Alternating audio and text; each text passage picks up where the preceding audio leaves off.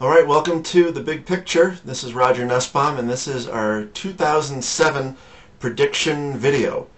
Try and move through this as quick as possible. There probably will be some gaps, but that's okay. First of all, to recap last year, I was pretty pleased with my prediction for 2006 because I was only off by a couple hundred points, so I was very pleased with that.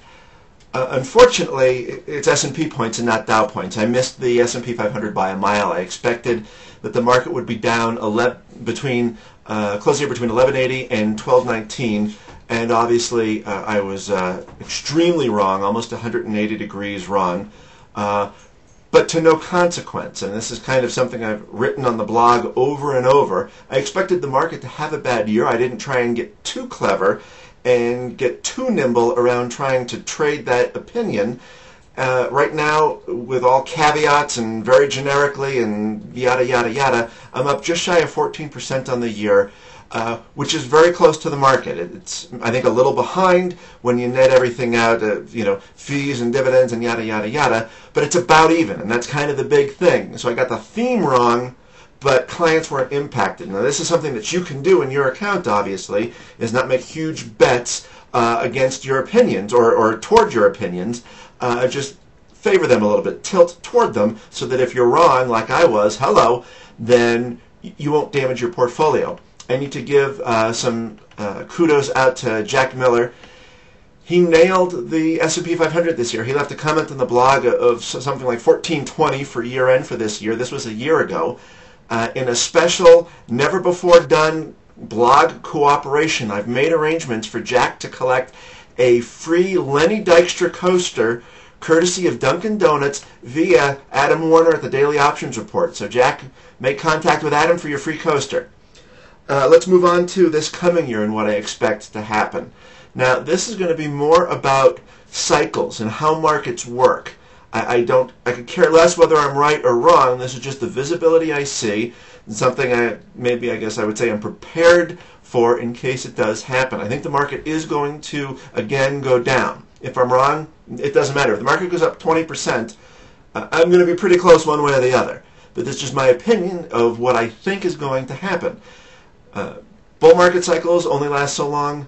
Economic expansions only last so long. The market only goes so long without a 10% correction, on and on. And so from this standpoint, I would expect the market to be somewhere between 1350 and 1375, which, unless something big happens next week, is only down a little bit. It's down 3-4% how it finishes the year. However, I think during the year, I do think that we are going to have at least a 10% correction.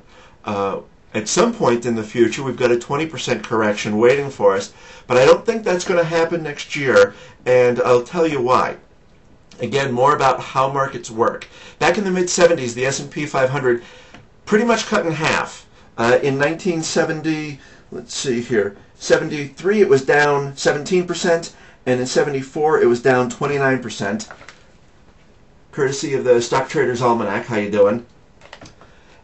It cut in half. After those two horrible years, the market didn't have a 20% decline for a calendar year until 2002. 1987, the market actually finished up 2%. We had a 21% decline in October of 1987, obviously, but there were a couple of other glitches along the way throughout that time. But as far as calendar year, it just didn't happen that way.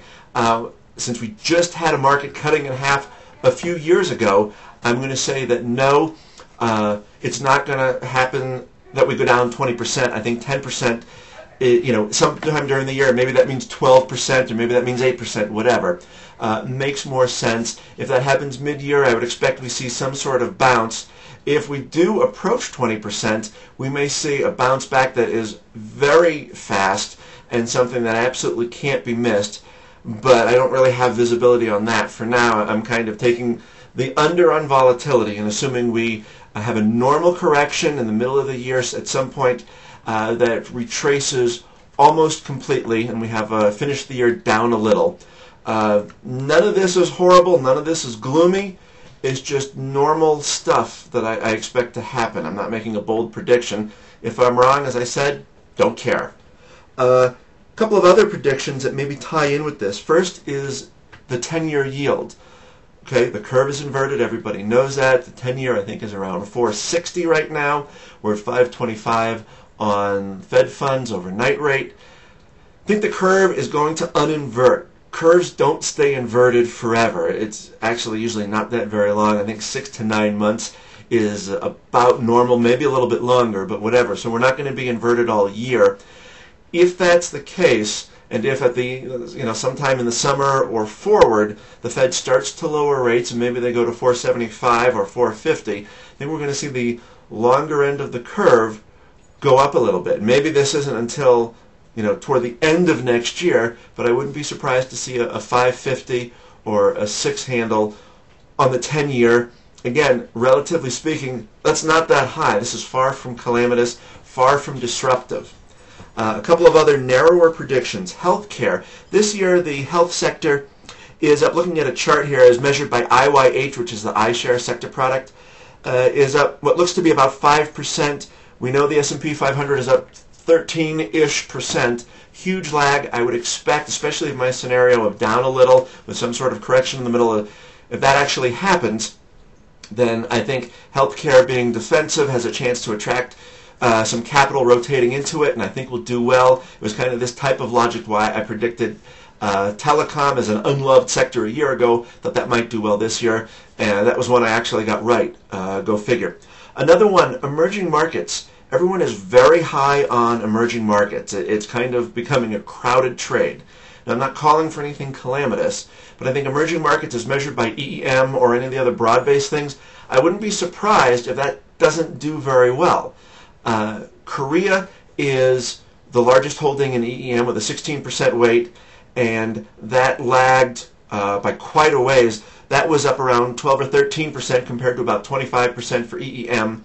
I just am having trouble reconciling Korea's lag with the thought that emerging markets is a crowded trade, but I think that after 3 years of outperformance, and maybe it's even 4 years, we're going to see it lag a little bit. I personally have already made the adjustment. That's what I did last spring. I reduced a little bit the exposure, and I know some guys are going to come on there and call me an idiot for selling out, which is not what I did.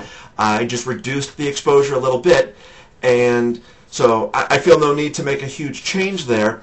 And my comments do not include frontier markets. Those are kind of a world of their own, and those could continue to do great things. Those are much more isolated, and I think if we studied it, we'd probably find the correlation to something of Vietnam to EEM is probably not that high. That's it for narrow predictions. It isn't. One other one. There's a lot of chatter now on TV about the subprime mortgage market. If this is some sort of mania that's close to a bubble, and if there is some sort of bad fallout here, then looking back at other various types of manias, there will be at least one large subprime lender who goes under. I don't know if it would be an individual name like ticker LEND or something, and I don't even know the name of that stock, I just know the ticker, or something else. That I don't know, but the way, these types of themes, manias, maybe it is a bubble, hell, what do I know? These types of things usually end with some company going under. That's a good way to mark a bottom.